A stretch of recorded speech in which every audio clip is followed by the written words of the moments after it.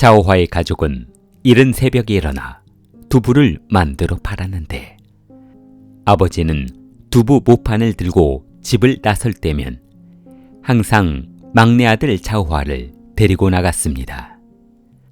1965년 중국 복건성 사이피 마을에서 태어난 류자오화는 두부를 한 모라도 더 팔기 위해 한 손으로 하품하는 입을 막으며 두부 사세요를 큰 소리로 외쳤습니다. 아버지는 그렇게 어렵게 번 돈으로 네 남매를 먹여 살렸는데, 자오화의 성실함을 지켜보았던 어머니는 네 남매 중 자오화가 가장 똑똑하고 부지런하다며 가족 중 유일하게 그만 중학교에 보내주었습니다. 그러나 자오화의 나이 12살 때 아버지가 갑작스럽게 쓰러지며 돌아가시자 집안은 쑥대밭이 되어, 야, 돈은 갚아야 할 거 아니야? 애비가 죽든 살았든 내 돈은 갚아야 할 거 아니냐고. 미수금을 받으러 왔다는 사람들이며 그동안 아버지가 빌려갔던 돈을 달라는 남성들로 집안은 하루도 조용할 날이 없었습니다.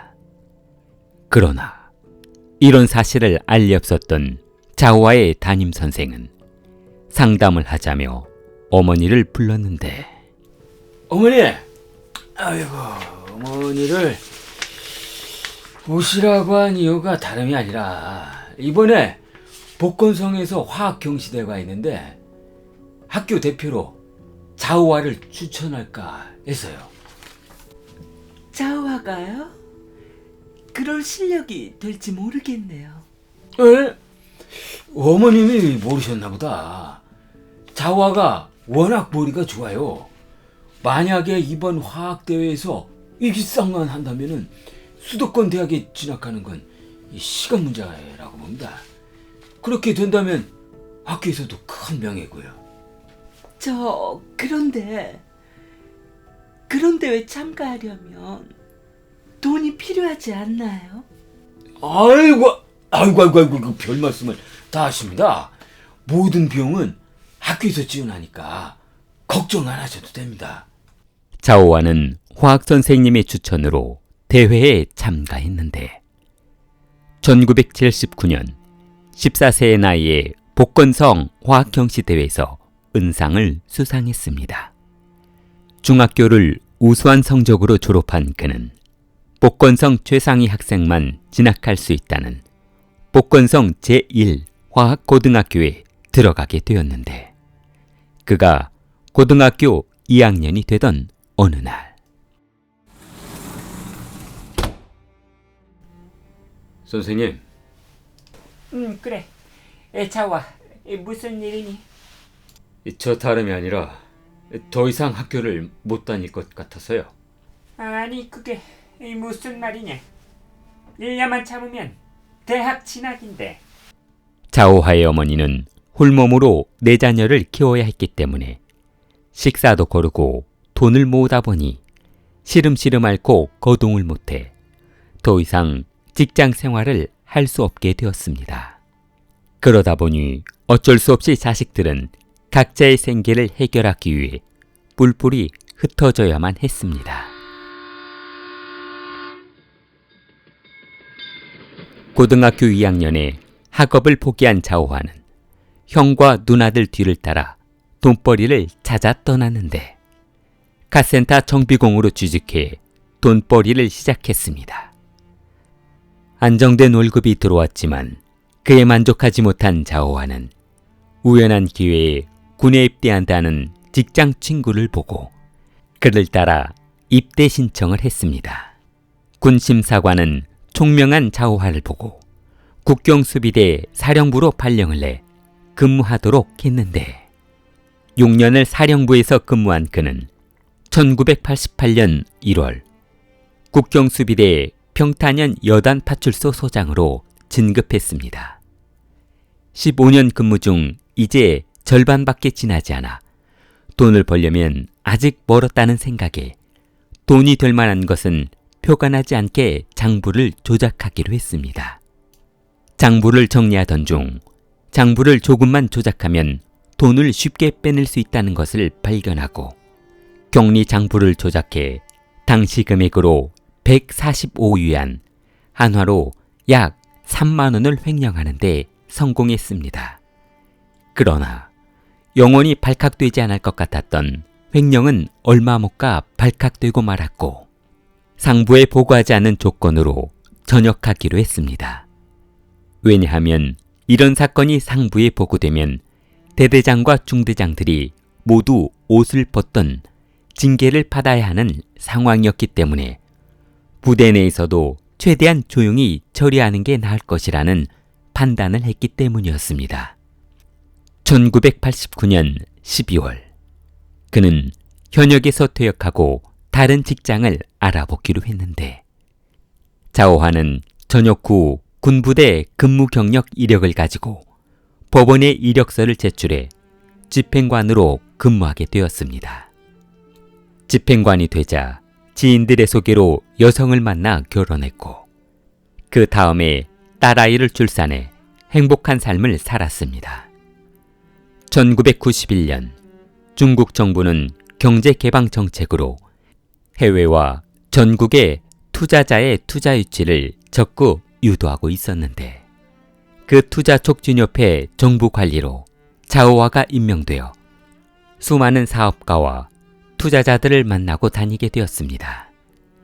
그러던 어느 날 자오화는 경제인 세미나에 참석하게 되었는데 형님, 형님도 이참에 공장이나 하나 운영해 보시지 그래요? 이 사람이 정부일 하는데 걸리면 큰일 나. 아이 참 형님이 이렇게 고지식하다니까. 바지 사장 하나 앉혀놓고 입금 형님이 가져가시면 되잖아요. 응? 그런 방법이 있었나? 형님 생각해봐요. 화학약품이나 플라스틱 제품은 환경오염이다 뭐다 아주 복잡해서 규제도 많고 공장을 지었다 해도 간섭이 심해서 힘들단 말이에요. 그렇지. 그런데 그 모든 것을 해결할 수 있는 사람이 누굽니까? 형님이시잖아요. 형님이 규제하고 풀어주고 다 하는데 형님의 바지 사장 하나 앉혀놓고 운영하면 아무도 모른다 이거죠. 투자는 제가 할게요. 그날 이후 자오화는 지인의 투자로 돈 한 푼 들이지 않고 조그만 플라스틱 사출 회사를 설립해 운영하게 되었습니다. 공장을 운영한 후 돈도 많이 벌었고 부유한 삶을 살게 되었지만 대규모로 사업하는 사장들과 투자자들을 만나다 보니 비교되는 삶에 자신이 초라해져 돈을 더 벌 수 있는 무엇인가를 찾아야겠다는 생각이 들기 시작했습니다.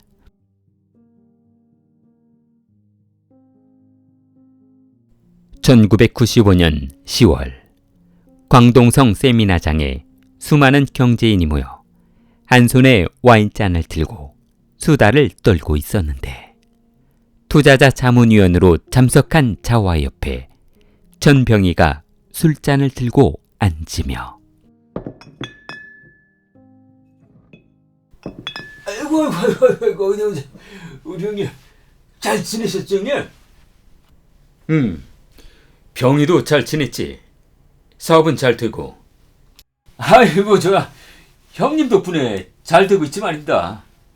역시 배짱 좋은 사람은 사업이 잘 되고 있구만. 그런데 말입니다, 형님.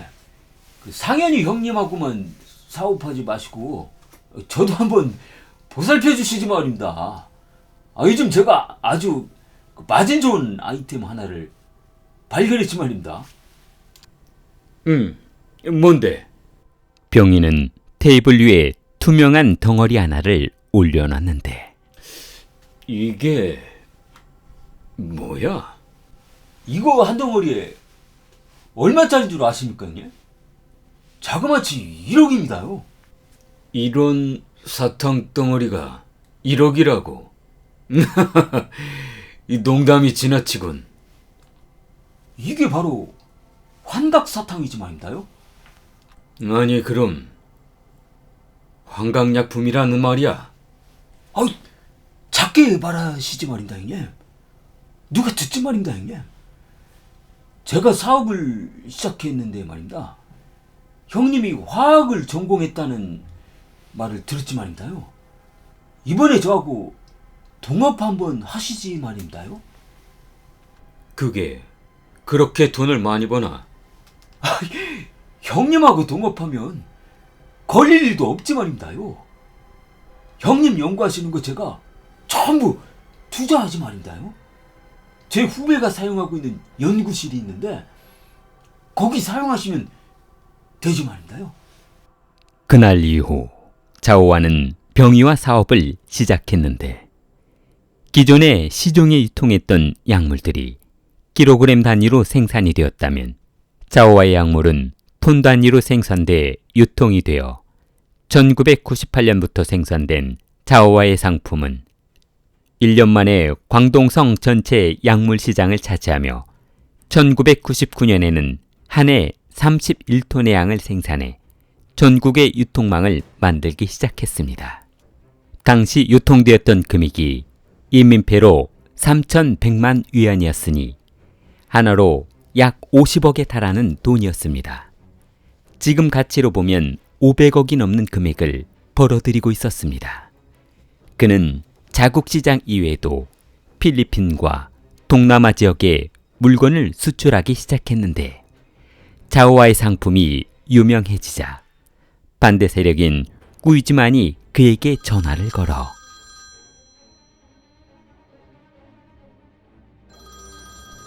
초면에 그 실례가 많습니다.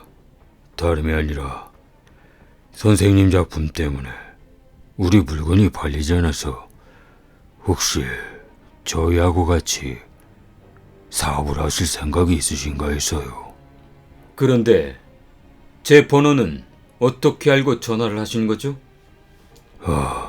광동성에 있는 황룡 나이트클럽 우지배인한테 연락처를 받고 전화드리게 됐습니다.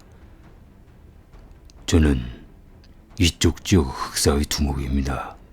전화 주셔서 감사합니다만 저희는 약만 취급하지 폭력 조직과는 교착점이 없어서요.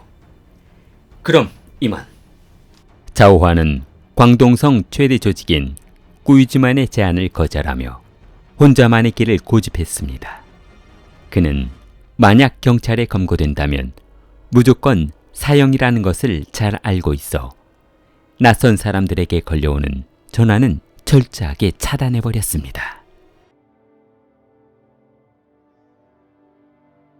자오와는 사람들의 관심을 피하기 위해 약물 공장을 자신의 고향인 진예에 만들어 운영하고 있었는데 직원은 철저하게 처남과 고향 친구들 그리고 믿을 수 있는 동생들로만 운영했습니다. 그러나 그렇게 철저하게 공장을 운영하던 자오화도 직원들이 물건을 운송하던 중 따라붙은 경찰에 검거되어 추적당하게 되었는데 1996년 어느 날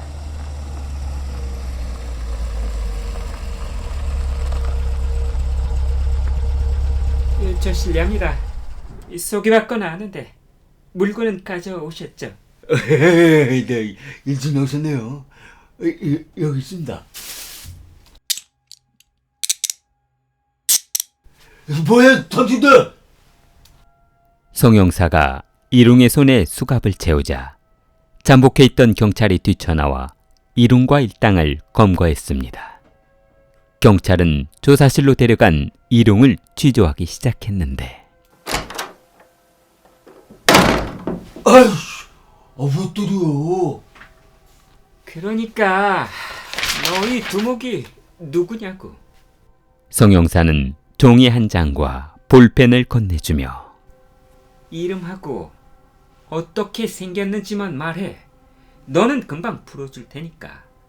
우리가 너 같은 잔챙이를 잡아서 뭐 하겠냐. 잡으려면 우두머리를 잡아야지 말이야. 정말이요. 그 약속 잊으시면 안 된다. 경찰은 전국에 자오화의 얼굴을 부착한 수배 전단을 뿌렸고 그에게 현상금 30만 위안을 걸었습니다. 수배 전단은 방송국과 라디오에서 방송되고 있었는데 얼마 후 도박장에서 패를 섞던 남성이 패를 돌리며 텔레비전을 보더니 아이씨, 저 하루 어디서 많이 본 사람인데. 나 미치네. 어디서 봤더라. 그때 도박꾼이 자오화에게 카드를 건네주다 힐끗힐끗 바라봤는데 저거 혹시 아저씨 아니에요? 패를 받아준 자오화는 조금도 놀란 기색이 없이 카드를 보며 맞아요. 똑같나요? 아니 그 아저씨가 그 유명한 수배범 자오화 씨? 그렇다니까.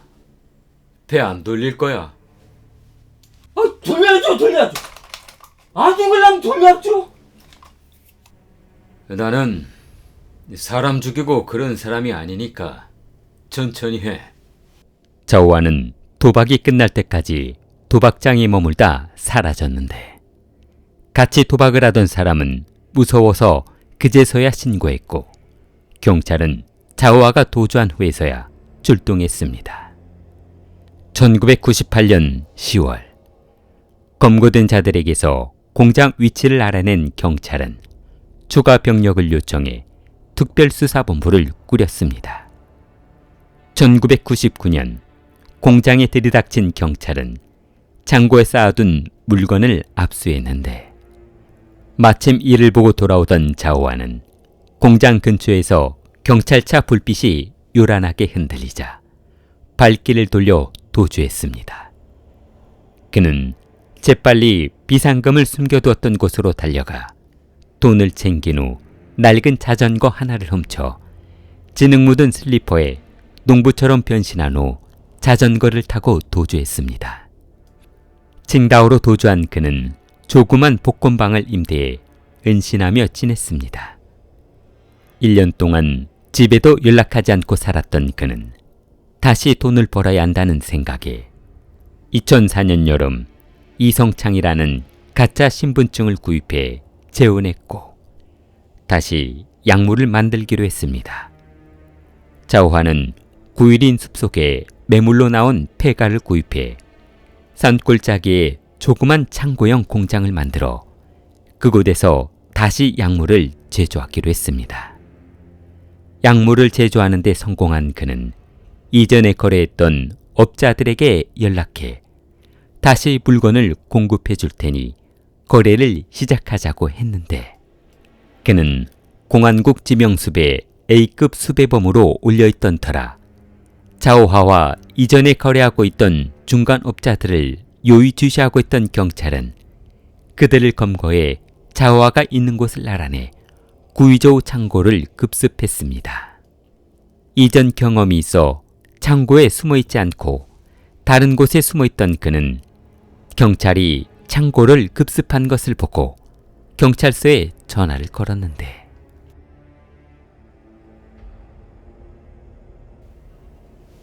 내가 바로 당신들이 찾는 자오화요.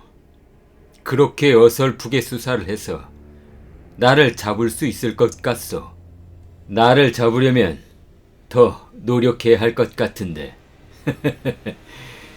창고 안쪽에 들어가면 내가 적어놓은 쪽지가 있을 거요. 당신 그렇게 저만 하다가 언젠간 잡히고 말 거야. 경찰은 자오화가 알려준 창고로 들어가 그가 적어놓았다는 쪽지를 찾아봤는데 그 내용은 방문을 환영합니다. 류자오화라는 메시지였습니다. 메모를 보자 자신들을 가지고 장난하는 듯한 문장에 화가 난 경찰은 이런 씨. 그래. 어디 끝까지 추적해서 잡아주마. 기척하고 터미널 이동해서 인상 자기를 보여주고 찾아오도록 해.